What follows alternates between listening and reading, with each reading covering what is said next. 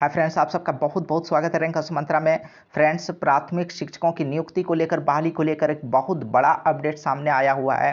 Friends, अब सहायक शिक्षकों की नियुक्ति नहीं होगी बल्कि सहायक आचार्य के पद पर होगी नियुक्ति। तो सहायक आचार्य और सहायक शिक्षक दोनों में क्या डिफरेंस है, तो मैं आपको बता दूं कि दोनों में एक बहुत बड़ा डिफरेंस है, बहुत बड़ा अंतर है। साथ ही नियुक्ति प्रक्रिया क्या होगी, किस तरह सहायक आचार्य की नियुक्ति होगी और फिर सहायक शिक्षक कैसे बन सकेंगे। तो फ्रेंड्स, इन सारे डिटेल्स को हम लोग इस वीडियो में कवर करने जा रहे हैं। बने रहें अंत तक वीडियो में, और अगर पहली बार आप चैनल पर आ रहे हैं तो सब्सक्राइब जरूर कर लें।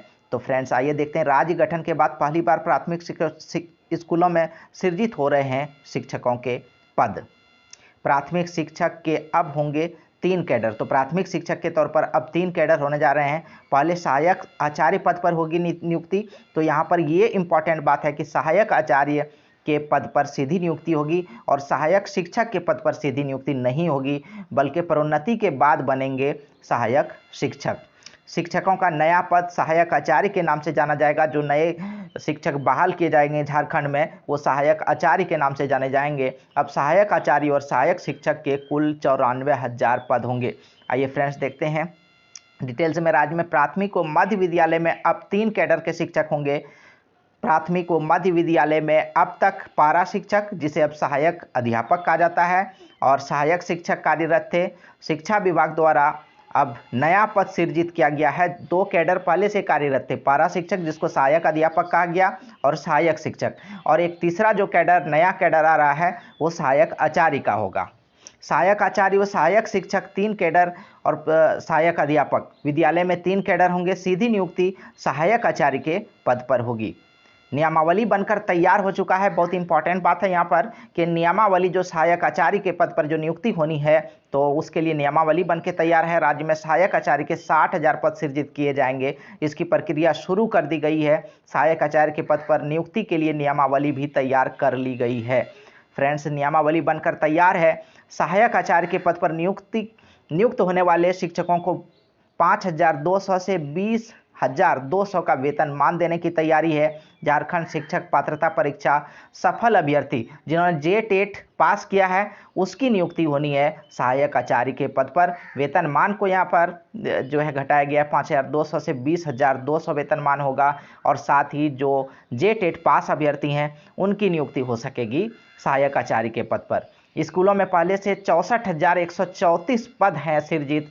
राज्य में प्राथमिक व मध्य विद्यालयों में शिक्षकों के 64,134 पद सृजित हैं। अब पदों की संख्या बढ़कर 94,000 हो जाएगी।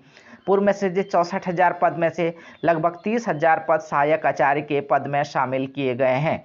सहायक आचार्य के 60,000 पद सृजित किए जा रहे हैं। सहायक शिक्षक के लगभग 34,000 पद रहेंगे। इसके अलावा वर्तमान में लगभग 61,000 सहायक अध्यापक भी कार्यरत हैं। 61,000 पारा शिक्षक जिसको सहायक अध्यापक कहा गया है वो भी कार्यरत हैं। अब सहायक शिक्षक किस तरह से बन सकेंगे, तो ये इंपॉर्टेंट है कि प्रोन्नति से बनेंगे सहायक शिक्षक। सहायक शिक्षकों के लिए सीधी नियुक्ति प्रक्रिया नहीं होगी, प्रोन्नति से सहायक शिक्षक बन सकेंगे।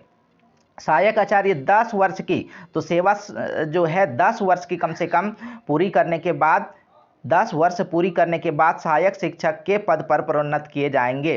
सहायक शिक्षक राज्य के उत्कृष्ट और आदर्श विद्यालयों में पदस्थापित किए जाएंगे। सहायक शिक्षक पद पर प्रोन्नति के बाद उन्हें लेवल 6 के अनुरूप 35,400 से 81,200 का वेतनमान मिलेगा। तो ये सहायक शिक्षक बनने पर आपको ये वेतनमान मिलेगा। राज्य में पहली बार पद सृजन। राज्य गठन के बाद झारखंड में पहली बार प्राथमिक व मध्य विद्यालयों में शिक्षकों का पद सृजित किया जा रहा है। राज्य गठन के बाद स्कूल व विद्यार्थियों की संख्या तो लगभग 2 गुनी हो गई, पर आज तक पद सृजित नहीं किए गए थे, और अब पहली बार जो है यहाँ पर पद सृजन का काम चल रहा है। सहायक अध्यापक के 50% पद, सहायक अध्यापक जो पारा शिक्षक जिन्हें अब सहायक अध्यापक का नाम दिया गया है, 50% पद सहायक अध्यापक पारा शिक्षक के लिए आरक्षित रहेगा। सहायक आचार्य के जितने पद होंगे, मान लीजिए अगर 20,000 पद होता है तो फिर 10,000 पद सहायक अध्यापक मतलब पारा शिक्षक के लिए आरक्षित रहेगा। पारा शिक्षकों के द्वारा सहायक आचार्य के 50% बहाली होगी, 50% पद भरे जाएंगे। सहायक आचार्य के पद पर जब भी नियुक्ति होगी तो 50% पदों पर सहायक अध्यापक की नियुक्ति होगी।